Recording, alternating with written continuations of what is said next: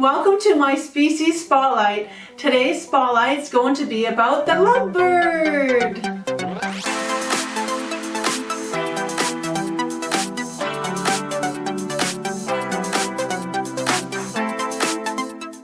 The lovebird genus name, Agapornis, translates into lovebird.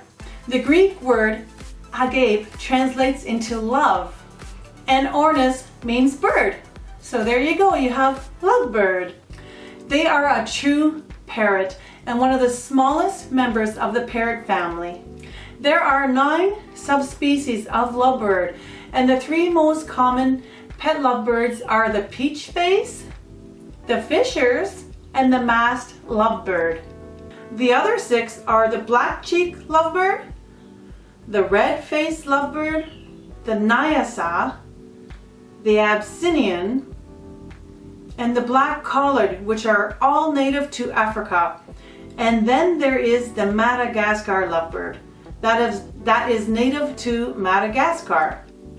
There are a variety of color mutations, especially within the peach face, which can be bred in many color combinations. These are the lovebirds that I've seen at a bird show. Lots of different colors. There's blues and yellows and different combination colors. They're all so beautiful.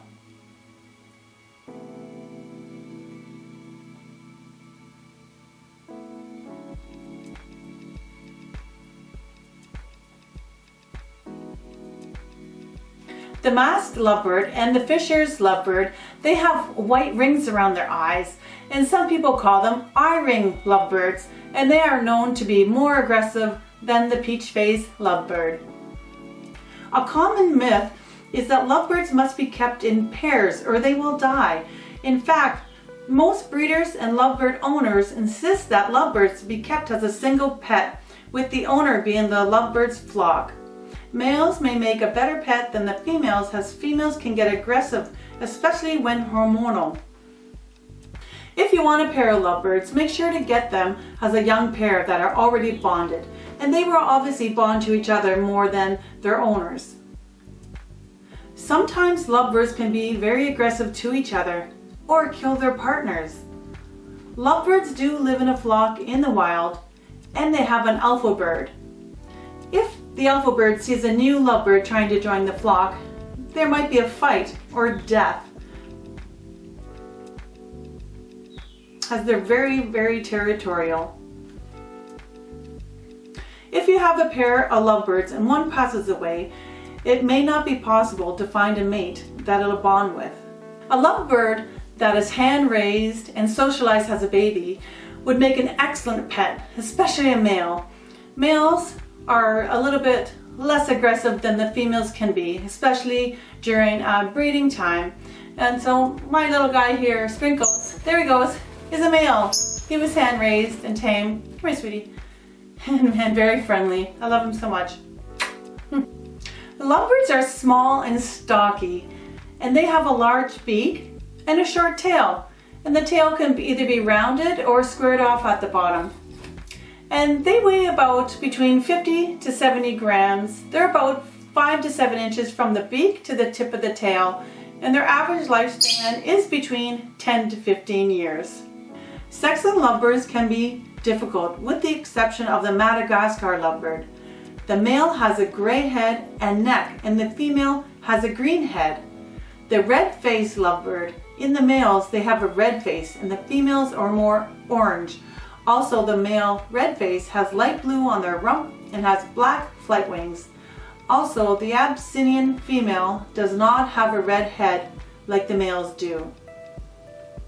A DNA test is best to determine the gender of your lovebird. If you have a lot of lovebirds in your experience, sometimes you can tell them apart by just kind of looking at them.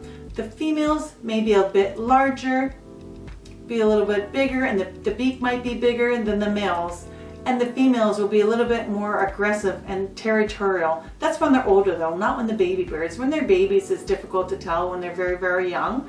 And also, sometimes you can tell by feeling the pelvic bones. In the female, the pelvic bones are more wider apart than the males. And some say the females, when they're standing on a perch, that their legs are more spread apart than the males. But that's if you have a lot of them, a whole flock of them, and they're, over a year old. It could work. It could work. You can try. But a DNA test is best because sometimes you could be wrong. If you catch your lovebird shredding paper, don't assume it's a female because males do it too. My Sprinkles here is a male, and I caught him shredding paper and sticking it in the back of his wings. And they do that to bring the nesting material to their nest. It's very entertaining, very nice to see. So this is Sprinkles. He's 3 years old. He's a male and he's very tame. I got him as a baby. He was hand-fed and socialized, which makes them an awesome pet. And he can say a few words. Like lovebirds aren't known for mimicking the human speech, but some have learned a few words. He can just say, "Give me a kiss," make the sound, and say, "Thank you." I think I heard him mumbling a few things, but he's a pretty quiet bird overall.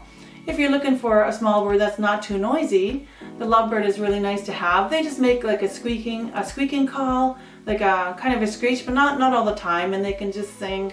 They're not loud like say a cockatoo or a macaw, or they're not constantly screaming where, they're not always making noise like a budgie would. A budgie's singing all day. He's pretty quiet, but you might have a different lovebird that might make more noise.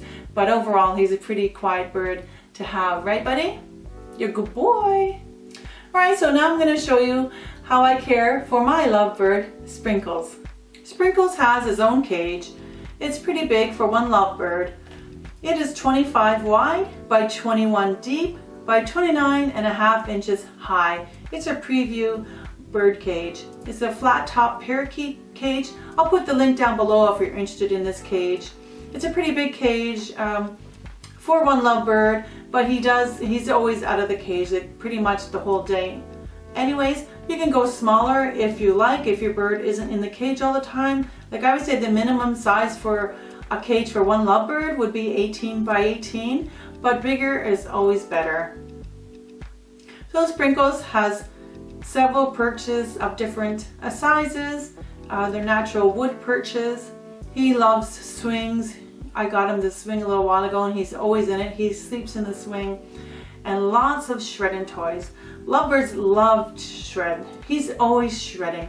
He's one of my birds that shreds the most. Like I'm always having to replace his toys.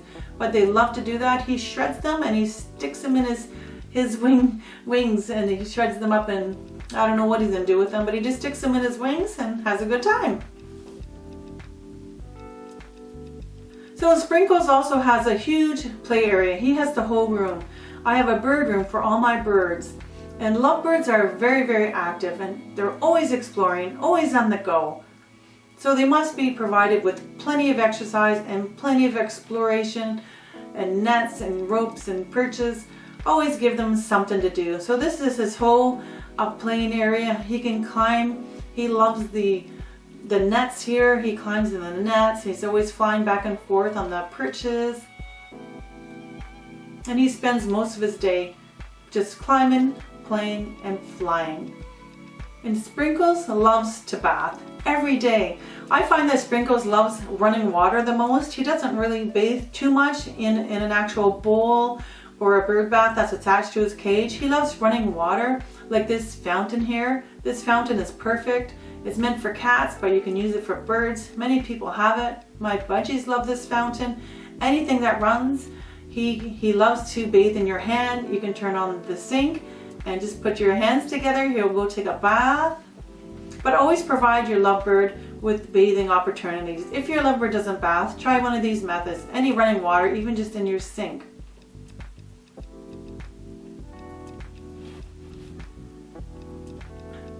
I feed Sprinkles a pelleted diet with a small amount of seeds meant for African birds. And he gets a little bit of millet.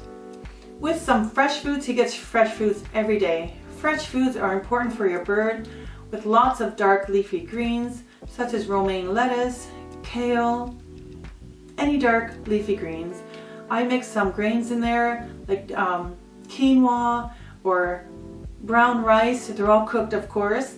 And I mix in vegetables. He likes broccoli, peas, corn and carrots, cucumbers. He likes some apples as well, sweet peppers, or whatever is in season. Just offer, just keep offering. Sometimes you can mix it up in a chop, or they like to eat it whole, like just hang a leaf on the cage or a piece of apple with a clip on the side of the cage, or chop it up small. See what your bird likes. I do get a lot of questions of how to get your bird to eat fresh foods. Just try it in different ways. Put it in a bowl, hang it on the side of the cage, put it on the floor, put it above, on top of the cage, chop it up or leave it big chunky. Just try different ways. Keep offering, never give up. So Sprinkles loves my budgies. He's always hanging out with my budgies all the time. And the budgies don't mind him at all. He just looks like one of the budgies. He's a really nice bird. He's not aggressive with my birds at all. And I do keep an eye on him because lovebirds are known to be aggressive with other birds. So you do have to be careful. If I had a pair of lovebirds, it might be an issue because he would protect his, his mate, right? So he might be aggressive with other birds. That's why I'm nervous about getting another lovebird. I don't want that problem. But for now, he's happy with all the other birds and me. And he has the best friend now, who's Monty, my cockatiel. They hang out a lot. Actually, Monty loves him more than he loves Monty, but they hang out a lot. And then Sprinkles will go and hang out with my budgies. So he has lots of birdie friends.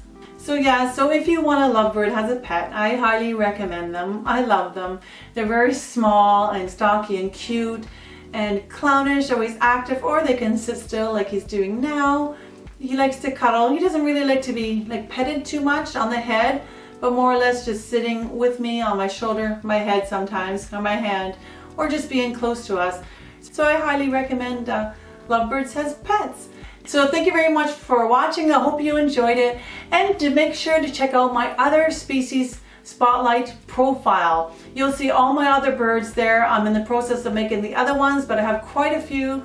I got them in the playlist. You can see them all, and that way you can decide which bird is best for you. So I'll be putting all the links down below in the description. Go have a look. I'll put my lovebird link and my species spotlight link, and I'll put a link to my Amazon website for all the recommended lovebird items that I have for Sprinkles and more.